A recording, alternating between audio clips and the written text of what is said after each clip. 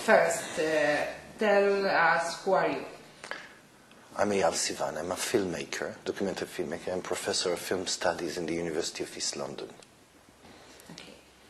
Why are you here in Warsaw? Well, I came to Warsaw to show a new film of mine, which is called Jaffa the Orange's Clockwork, which is in the Doc Review Film Festival, the documentary film festival.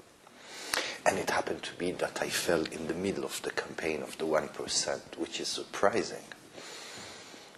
And what is your impressions? What happened here when you come by chance to Zachęta? Well, the first impression is about the vitality. You know, Europe, Western Europe is a depressed place, and suddenly you see young people that are coming for culture. It looks like a dream in a way. You have plenty of young people, and they come and they sign petition, and they're interested, and they want to participate. And this is really fantastic. And it's a big contrast with the same kind of crowd that goes on shopping all the time, you know. So this is really kind of an anti-liberal campaign, which is maybe an avant-garde of Europe. We cannot know.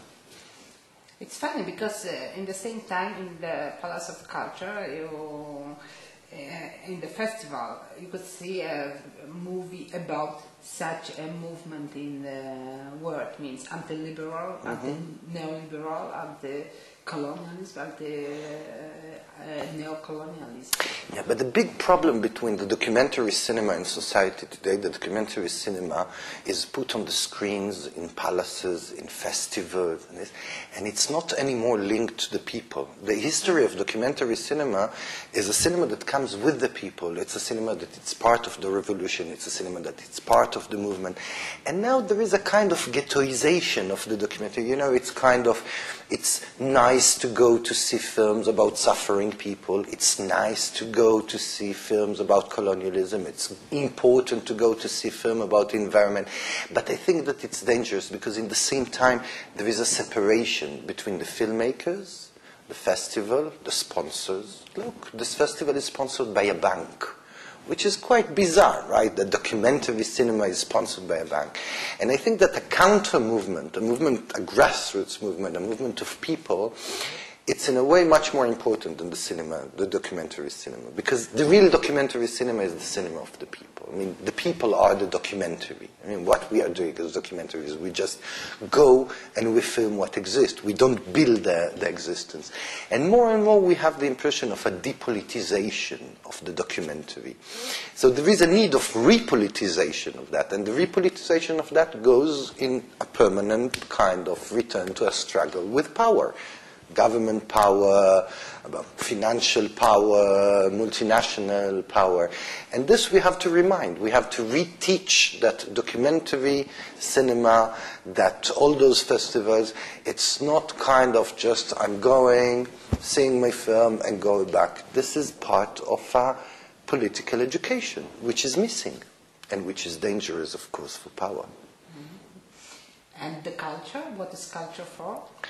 Well, the history of culture is the history of trying to say the truth where everybody is lying.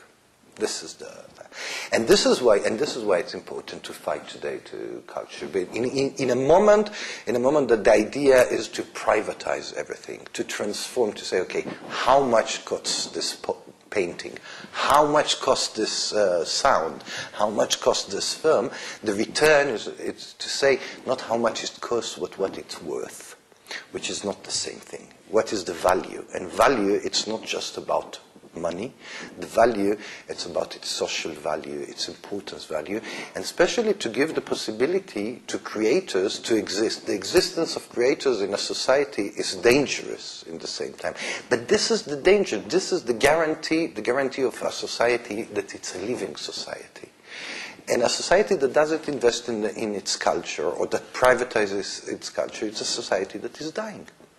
So what do you think about the citizens of culture? First of all, I think that citizens of culture, it's a fantastic name. Citizens of culture, it's something that it brings back internationalism, which is important. Today we are not, it's kind of, internationalism sounds kind of leftist, communist idea. No, we have to bring it real. Because internationalism, it's the only thing that can fight against multinationalism, right? Multinationalism. And this idea of citizens of culture goes over the idea of a national structure. And I think that, in fact, maybe what is important is to create an international movement of citizens of culture that will start here. Yeah, this idea of citizens of culture. I mean, where do we live? We are citizens of what? We are citizens of the culture. And if we are citizens of the culture, it means that we fight for the culture. We're ready to die for the culture. We're ready to help for the culture. We're ready to create solidarity for the culture. I have only one critique. I think that 1% is not enough. Great, thanks. Thank you.